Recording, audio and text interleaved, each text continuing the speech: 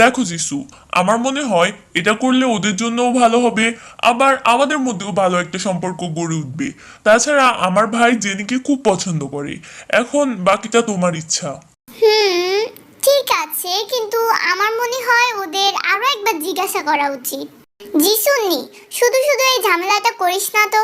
আর আরে মুপ্পা, আপনারা যে ছবিগুলো দেখে ওদের বিয়ের কথা ভাবছেন, ওইগুলো কিছু টক্সিক আর্মি আর ব্লিংদের কাজ। এগুলো নিয়ে তো মাথা ঘামাবেন না তো। তাছাড়াও জেনি জীবনেও রাজি হবে না। এই শাকচুন্নিগুলাকে একটু চুপ থাকতে পারে না? দেখছি সেখানে বড়রা কথা বলছে, তারপরও তোদের নাক গলাতে হবে কেন রে? আর তোরা কোন সাহসে বলছিস যে আর্মিরা এসব করেছে? আর্মিদেরকে ঠেকা পড়েছে? এই বাদর, তুই কোন সাহসে আমাদের শাকচুন্নি বললি? হ্যাঁ, ঠিকই তো, মানছি আমাদের লিসার চেহারা খারাপ, কিন্তু তোদের থেকে ভালোই আছে। এই তোরা থামবি? এত সুন্দর মেয়েগুলোকে কেউ শাকচুন্নি বলে? আরএম, ওদের কথা বাদ দাও, ওরা ছেলে মানুষ।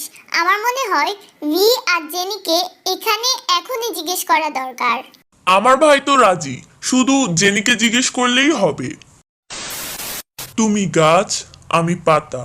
তুমি বৃষ্টি, আমি ছাতা। তুমি কান্না, আমি হাসি। জেনি, শুধু একবার বলো ভালোবাসি। ভালোবাসি।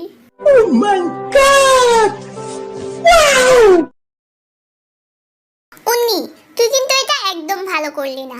তোর কি আসলেই মনে হয় তুই ওই বাড়িতে চাচা বাদরের সাথে থাকতে পারবি? হ্যাঁ, আমি মানছি আরএম, জিনা, জিহোপা তোকে সাপোর্ট করবে, কিন্তু ওই চাচা বাদর কিন্তু তোকে সব সময় জ্বালাবে, তোকে দিয়ে বাড়ির সব কাজ করাবে। এই শাকচুন্নিটা আবার চলে এসেছে কান পড়া দেওয়ার জন্য। এই, তোর কি আর কোনো কাজ নেই? আর আমাদেরকে কি দেখে মনে হয় যে আমরা জি বাংলা বা স্টার জলসায় কাজ করি? আমরা কোন দুঃখে যাব আমাদের ভাবিকে জ্বালাতে? তাছাড়াও আমাদের ভাই না লাখে একটা। লিসা, রোজে, শোন, এগুলো নিয়ে আর রাগারাগি করিস না তো। ওরা খুব ভালো, আমি ওই বাড়িতে সুখে থাকবো, চিন্তা করিস না। সুখে থাকলেই হলো। By the way, we really love you, নি।